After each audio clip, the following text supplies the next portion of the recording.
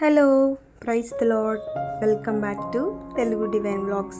Christian motivational vlogs కోసం ఈ ఛానల్ని సబ్స్క్రైబ్ చేసుకోండి. ఈరోజు మన టాపిక్ బైబిల్ యొక్క గొప్పతనం. ఈ లోకంలో ఉన్న లక్షలాది పుస్తకాల కంటే విలువైనది దేవుని నోటి నుంచి వచ్చిన మాట బైబిల్ మాత్రమే. మనకి బైబిల్లో ప్రతి మాటల విమోచన, ప్రతి వాక్యంలోనూ జీవం కనిపిస్తుంది కదా. జీవితాన్ని మార్చగల పుస్తకం ఇది మాత్రమే. ఇది మానవ రచయిత కాదు, దేవుని ఆత్మ ద్వారా రాయించబడిన ఒక పుస్తకం. మన శరీరానికి ప్రతిరోజు ఆహారం ఎంత అవసరమో మన ఆత్మకు ప్రతిరోజు ఆహారం అంతే అవసరం.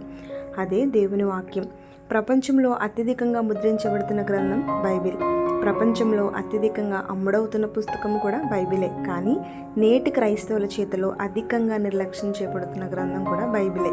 ఎందుకు ఈ మాటలు చెప్తున్నానంటే, ఈ రోజుల్లో చాలామంది క్రిస్టియన్స్కి బైబిల్ చదవడం చాలా కష్టంగా ఉంది. చాలామంది మానేశారు. ఈ బిజీ లైఫ్లో వాక్యం చదివే టైం కూడా లేదు వాళ్ళకి. దేవుని వాక్యం మన హృదయాన్ని, మన బ్రతుకుని సరిచేసే అద్దం లాంటిది. దేవుని ప్రేమ మనకు బైబిల్ చదవకుండా ఎలా తెలుస్తుంది చెప్పండి? చాలామందికి ఎవ్రీడే బైబిల్ చదవాలని ఆశ ఉన్నా దాన్ని చదవలేరు. దానికి కారణం ఫోన్ లాంటి కొన్ని డిస్ట్రాక్షన్స్ కూడా. బైబిల్ మీద మాత్రమే దృష్టి పెట్టలేకపోతున్నారు అనుకుంటే ఈ వీడియోని ఫుల్గా చూసేయండి. ఖచ్చితంగా ప్రతిరోజు మీరు బైబిల్ని చదువుతారు. ముందుగా మనం ప్రతిరోజు బైబిల్ని చదువుకోవడం ఎలా అలవాటు చేసుకోవాలో తెలుసుకుందాం. బైబిల్ చదవడం అలవాటు చేసుకోవాలి అంటే బైబిల్ ప్రాముఖ్యత మనకి తెలియాలి. బైబిల్ మానవ కల్పిత ఊహ కానే కాదు, పరిశుద్ధాత్మ ద్వారా రాయించబడిన దేవుని మాట. కీర్తనలు 119:105లో నీ వాక్యం నా పాదములకు దీపము, నా త్రోవకు వెలుగై ఉన్నదని దేవుని వాక్యం చెప్తుంది. అంటే వాక్యం లేనివాడు చీకట్లో ఉన్నట్టే, వెలుగు వానితో లేనట్టే. ప్రతిరోజు మన పరమ తండ్రి మనతో ఏం మాట్లాడాలనుకుంటున్నాడు అనేటువంటి ఆశ మనలో ఉంటే ప్రతిరోజు వాక్యాన్ని చదివి తీరుతాం. దేవుడు మనతో ఏం మాట్లాడాలనుకుంటున్నాడు, ఈరోజు మనం ఎలా నడవాలి అనే విషయాలు బైబిల్ మాత్రమే చెప్పగలదు. నా చిన్నప్పుడు సండే స్కూల్లో బైబిల్లో ఫస్ట్ పేజ్లో ఇలా రాయించేవారు, a letter from my dearest father అని, నా ప్రియ తండ్రి నాకు రాసిన ఉత్తరము అని. అప్పుడు అంత అర్థం కాలేదు, కానీ నిజంగా మనకి తండ్రి దూరంగా ఉన్నప్పుడు మనకు ఒక ఉత్తరం రాస్తే ఎంత ఇంట్రెస్ట్గా మనం చదువుతామో, మన తండ్రి రాసిన ఉత్తరమైన బైబిల్ని కూడా మనం ఈ లోకాన్ని విడిచేలోపు లేదా దేవుని రాకడ వచ్చేంత వరకు కూడా ఆ ఉత్తరాన్ని మనం చదువుతూ ఉండాలి.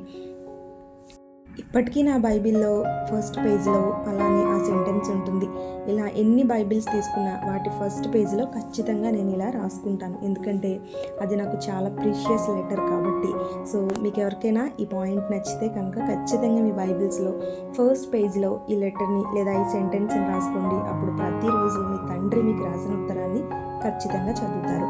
అండ్ సెకండ్ థింగ్ వచ్చేసి, చాలామంది బైబిల్ని ప్లాన్ చేసుకుని చదువుకుంటారు. అంటే ఇయర్ స్టార్టింగ్లో రిజల్యూషన్ లాగా తీసుకుంటారు, 1 ఇయర్కి కంప్లీట్ చేయాలి, 6 మంత్స్కి కంప్లీట్ చేయాలని.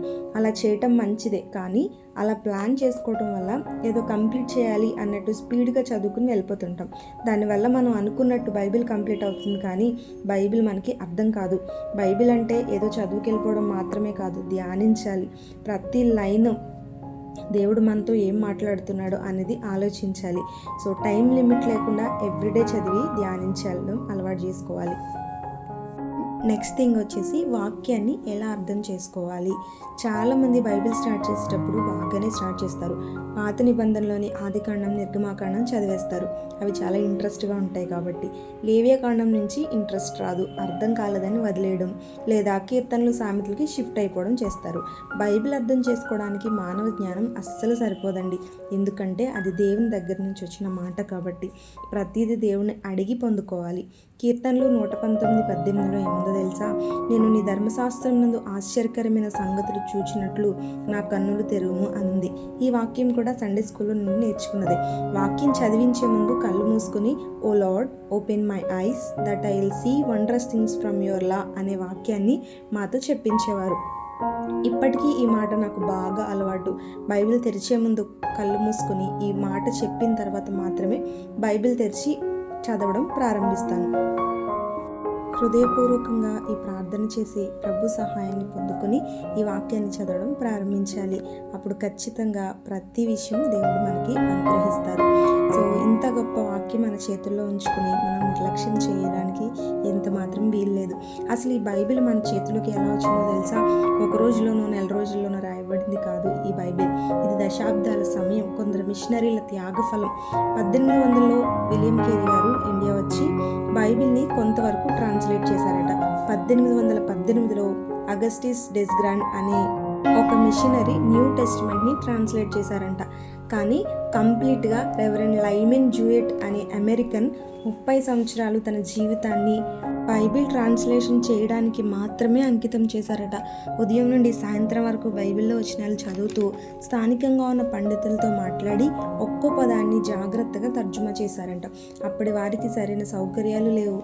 ఫ్యామిలీకి దూరంగా ఉంటూ మిషనరీస్గా ఇండియా వచ్చి చేసిన త్యాగఫలమే మన చేతుల్లో ఉన్న ఈ కంప్లీట్ తెలుగు బైబిల్.